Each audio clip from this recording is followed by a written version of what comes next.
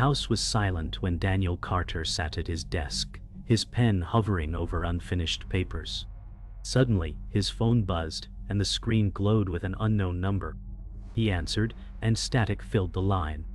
A trembling voice whispered, "They know where you are," before the sound cut abruptly.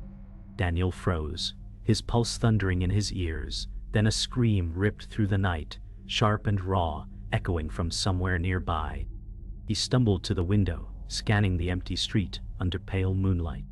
There was nothing, only the hum of the wind through the trees. Then his eyes caught a shape on the sidewalk, a small wooden box carved with strange, unreadable symbols, lying where no one should have left it. His breath caught as the night pressed in tighter. He whispered to himself, "What the hell is this?" As the shadows seemed to grow thicker, waiting for him to move, Daniel locked the door behind him, his heart still pounding from the strange message. The study felt smaller now, the shadows pressed close, and his breath came unevenly. He replayed the voice in his head, searching for clues in the words, but it was only fear that lingered. He whispered, "They know where you are," mimicking the trembling tone, and chills ran through him. He tried to laugh it off, convincing himself it was a prank, but the box outside told a darker story. He poured a glass of water, his hand trembling as liquid spilled over the rim, the sound sharp in the silence. His mind circled with paranoia, wondering who had left the box, who had called, and whether unseen eyes were on him even now. The house creaked, a sound too deliberate to ignore, and he froze. The air grew heavier, and he realized the night had only just begun its sinister descent. The sound of claws scratching against wood jolted Daniel awake in the early morning hours. He stumbled barefoot to the front door, the noise steady and insistent. When he opened it, a black cat sat on the threshold, its green eyes glowing faintly in the pale dawn light. The cat was calm, almost expectant, as if it had been waiting for him all night. Daniel stared at it, torn between shooing it away and inviting it in. He muttered, "Where did you come from?" But the cat only blinked slowly. He felt a weight settle in his chest, an instinct that this was no ordinary animal. The box from the night before was gone, leaving only faint scratches on the porch as if dragged away. The cat's tail twitched, deliberate, unnerving. Against his better judgment, Daniel stepped back, and the cat walked inside as if it already owned the place. Daniel tried to ignore the cat as it slinked into the living room, settling calmly on the old armchair. Its fur gleamed, too perfect, too dark, as though it swallowed light. He turned on the television to drown out the unease, but static filled the screen, loud and jarring. He hit the remote, but every channel showed only noise and distorted whispers. "This isn't real," he muttered, pacing, but the cat's eyes followed him, steady, glowing like embers in the flickering light. The shadows bent around its body, stretching unnaturally.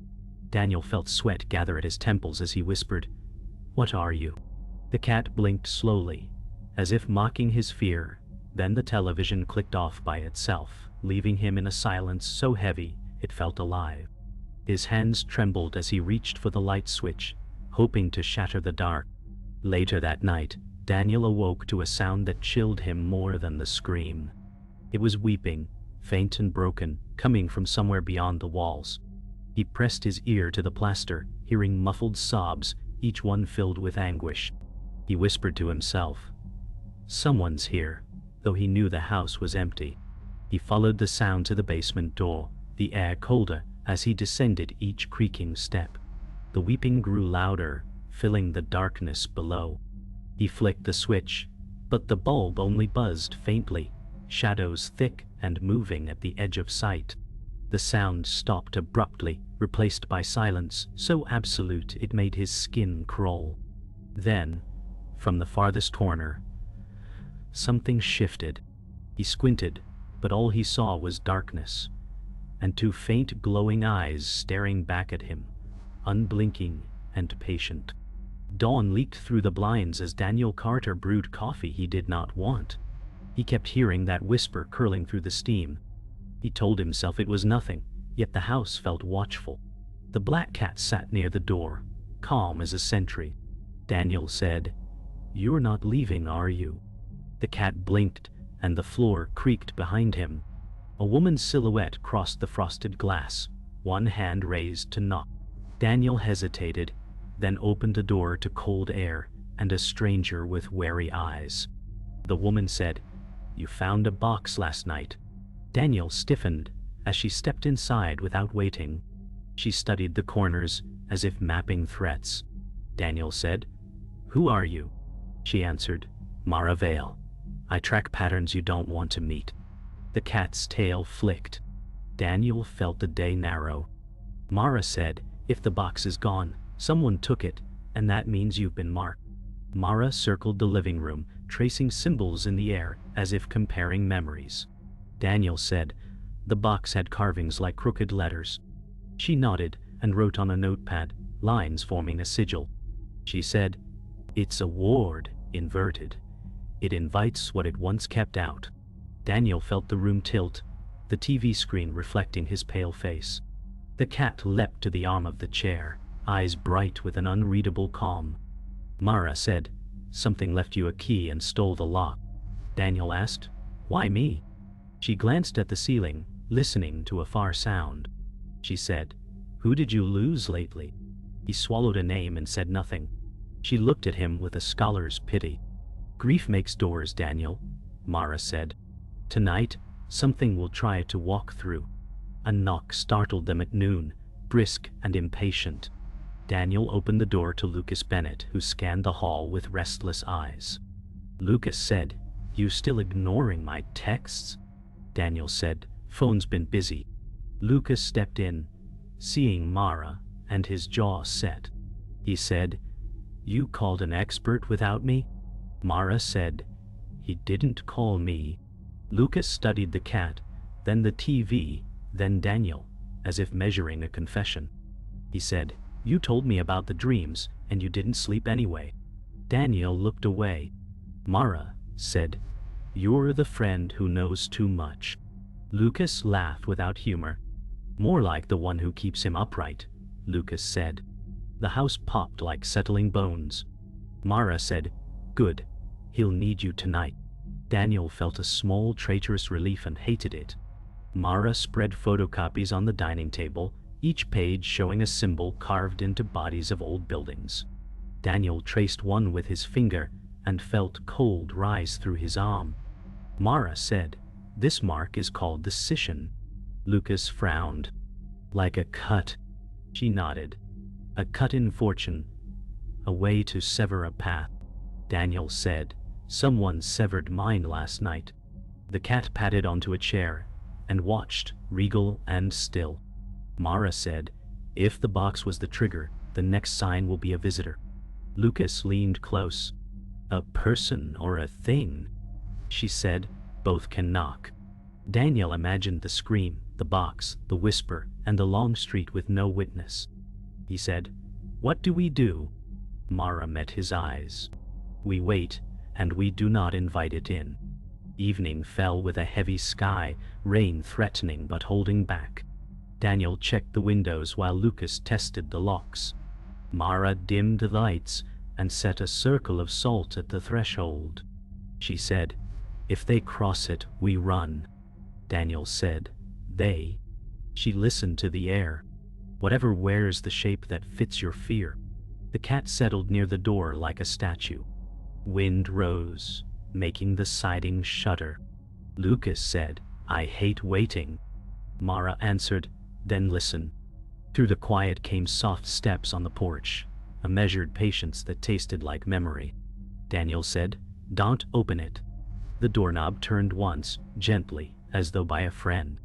The circle of salt quivered, and one grain slid across the line alone. Evening deepened, and Daniel Carter felt the house shrink with every flicker of the lights.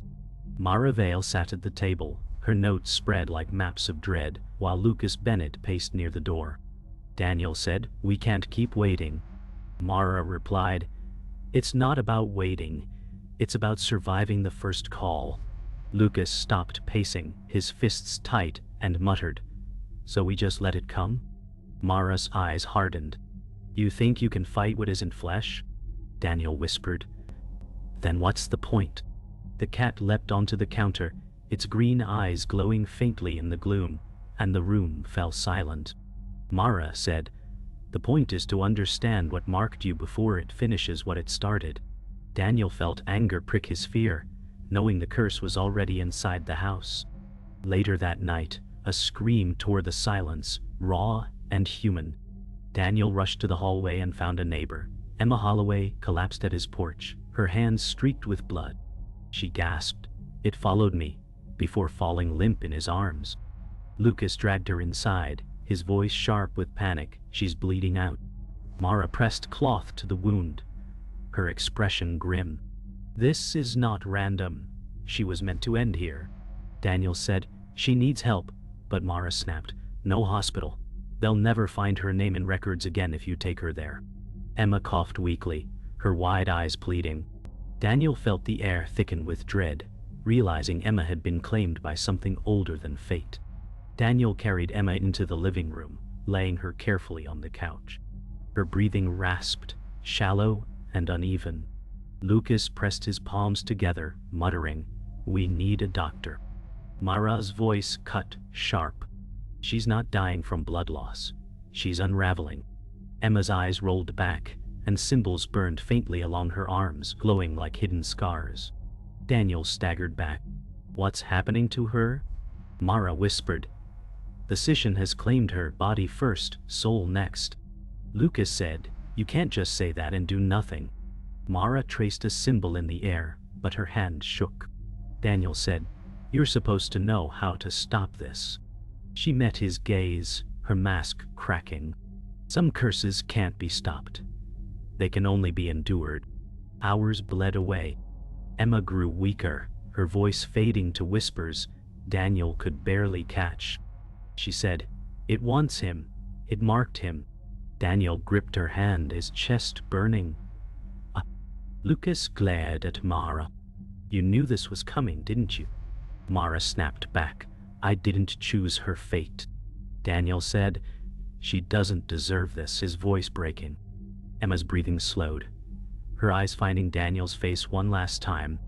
She whispered, "Don't follow it," before going still. Daniel collapsed forward, silent. Lucas cursed under his breath and punched the wall. Mara looked away, shoulders taut with guilt. The cat leapt down and walked to the door, tail swaying, as if announcing the end of one story and the start of another. Silence consumed the house until the lights flickered violently. Symbols carved into the wood near the windows glowed faintly, the same marks Daniel had seen on the box.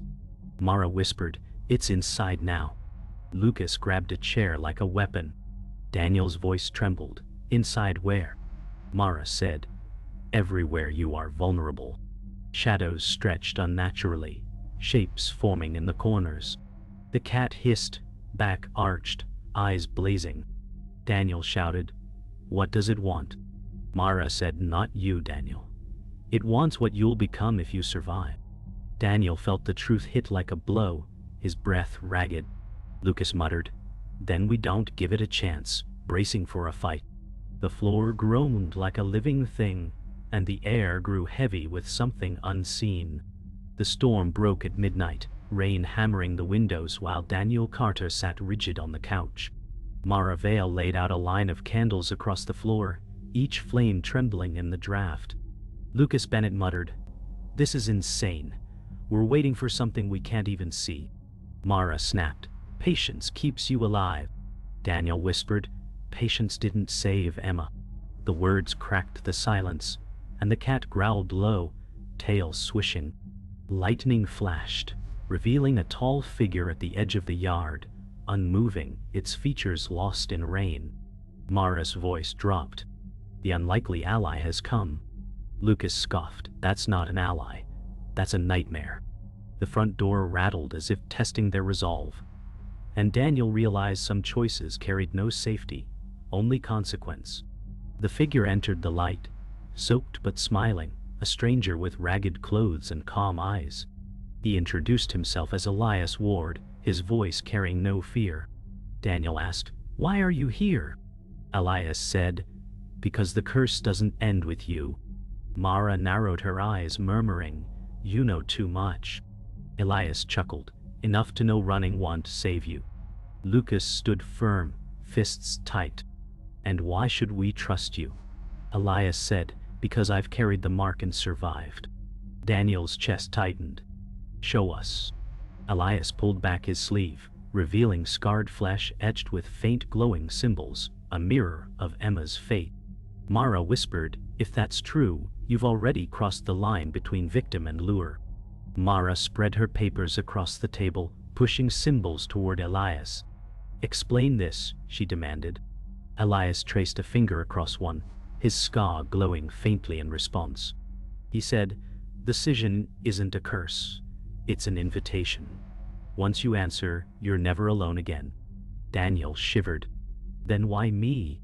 Elias looked at him, calm but pitying. "Because grief makes doors, and you left one open." Lucas slammed his fist on the table. "We should burn it out of him." Mara hissed, "You'll kill him first." The flames flickered violently, as if stirred by an unseen hand. Daniel whispered, "If it's already inside me, then maybe I don't get a choice." The cat leapt down, knocking over a page, the runes shimmering briefly before fading into ash. Tension fractured the room. Lucas cornered Elias, voice sharp. "You're no ally, you're bait." Elias smirked faintly. "And yet, I'm still alive." Mara raised her voice. "Stop. Division feeds it." Daniel shouted, "Everyone stop!" The air thickened, shadows bending toward them. Elias said quietly, "It wants you to turn on each other. That's how it wins." Lucas shoved him back, the candles flickering violently. Mara grabbed Daniel's arm, whispering, "Choose now who you trust." Daniel's mind spun, memory of Emma's lifeless face burning in his thoughts. The house creaked, like it was listening, every wall a witness. Daniel said, "If I choose wrong, we're already finished." The silence that followed was louder than thunder. The lights died, leaving only candle glow. Daniel's breath came shallow as a low voice whispered his name from every corner at once. The cat hissed, ears flat. Mara lit another candle with shaking hands. Lucas gripped a broken chair leg, ready for a fight. Elias stood calm, his scar glowing brighter, casting eerie light on the walls. "It's already in the house," he said. Daniel whispered, "What does it want from me?" Mara's voice cracked. "It wants to turn you into what Emma feared." Daniel felt the words claw at his chest. Lucas muttered, "We end this now." Elias shook his head. "You can't end what's older than your name." The last candle flickered, bending as if breath passed over it, and the room went black. The blackout stretched on, broken only by the sound of rain tapping like fingers on the glass. Daniel Carter whispered, "We can't sit in the dark forever." Lucas Bennett muttered, "Dark's better than dead." Mara Vale struck a match, her face flickering in orange glow. Elias Ward stood still, scar pulsing with light of its own. He said, "You want truth, your enemy wears a face you trust." Daniel's chest tightened. "What do you mean?" Elias turned his gaze to Lucas. Mara's eyes narrowed, suspicion cutting through the silence. Lucas snapped, "Don't look at me like that." Elias said calmly, "One of you opened the door last night. That's how the box found its way here." Daniel's stomach dropped, the weight of betrayal suddenly alive in the air. Daniel's voice shook. "Lucas, did you?" Lucas slammed his hand on the table. "Don't you dare ask me that." Mara said sharply, "Then tell us where you were before the scream." Lucas's jaw tightened. "At home, drinking, alone." Elias smirked. "Convenient. Poor." Lucas lunged at him, but Daniel stepped between them, chest heaving. The cat hissed, claws scraping the wood floor. Mara's voice dropped cold. "If one of us is already compromised, we won't know until it's too late." Lucas stared at Daniel, anger burning in his eyes. "You think it's me? After everything?" Daniel's throat ached, but he could not speak. The storm outside roared as if echoing the fracture inside the room. The air grew colder. Daniel felt a weight pressing from the walls, whispering voices he couldn't quite hear. Mara lifted a candle, flame bending toward Lucas. "It's drawn to him," she whispered. Lucas shouted, "This is a trick," but his shadow warped unnaturally, stretching across the room like claws. Daniel stepped back, his heart pounding. Elias whispered, "The mark chose him." Lucas's voice cracked. "No, it's not me. I've been protecting him." The cat leapt onto the table, eyes locked on Lucas, fur bristling. Daniel shouted, "Stop!" Mara's hand trembled as she said, "If we bind the wrong one, we all die." Daniel realized the curse had twisted them into hunters and prey in the same breath. Lucas's face hardened, desperation breaking through anger. He said, "I've seen this before. Years ago." Daniel froze. "Why didn't you say anything?" Lucas avoided his eyes. "Because I thought I could keep you safe." Mara hissed, "Lies keep us blind." Elias stepped closer. "He's not lying. He's hiding." Lucas pulled a small notebook from his jacket and tossed it onto the table. "I wrote it all down. Every dream, every shadow, every time I saw that cat before it came to you." Daniel's breath caught. Mara opened the book, pages filled with symbols identical to the box. She whispered, "You carried this curse before him." Lucas looked down, shame carving into his face. Mara's voice was steady but grim. "The curse didn't start here. It followed Lucas, and now it's found Daniel." Daniel whispered, "You brought this to me?" Lucas's eyes brimmed with regret. "I thought I could stop it. I was wrong." Elias said, "Then it's too late. It will take him next." The candles guttered and every window shuddered, as if struck by unseen hands. Daniel clutched the table, his voice raw. "No, not again." Mara slammed the notebook shut. "We can still fight if we understand its hunger." The cat leapt down, pacing slowly toward Daniel, its shadow stretching impossibly long. Outside, thunder cracked, but inside, silence pressed down, each heartbeat echoing like a countdown. The storm outside reached a violent crescendo, rattling the windows as if the house itself would split apart. Daniel Carter gripped the edge of the table, knuckles white, while the black cat prowled in circles, hissing at unseen shapes. Mara Vale slammed the notebook open again, pages trembling in the candlelight. "This is the last chance," she said, her voice breaking. Lucas Bennett raised his makeshift weapon, sweat dripping down his brow, muttering, "I'll fight it, whatever it takes." Elias Ward stood in the shadows, calm and cold, his glowing scar pulsing in rhythm with the thunder. Daniel whispered, "It's not outside anymore, it's inside me." His voice carried dread and surrender. Mara snapped, "Then resist it, don't let it speak through you." The walls groaned, voices whispering Daniel's name, and the candles guttered low as the house leaned into darkness. The whispering deepened until Daniel fell to his knees, clutching his head, his breath ragged. Mara crouched near him, shouting, "Stay with me! Fight it!" Lucas stepped forward, panic in his eyes, but Elias held him back with one arm, his voice steady.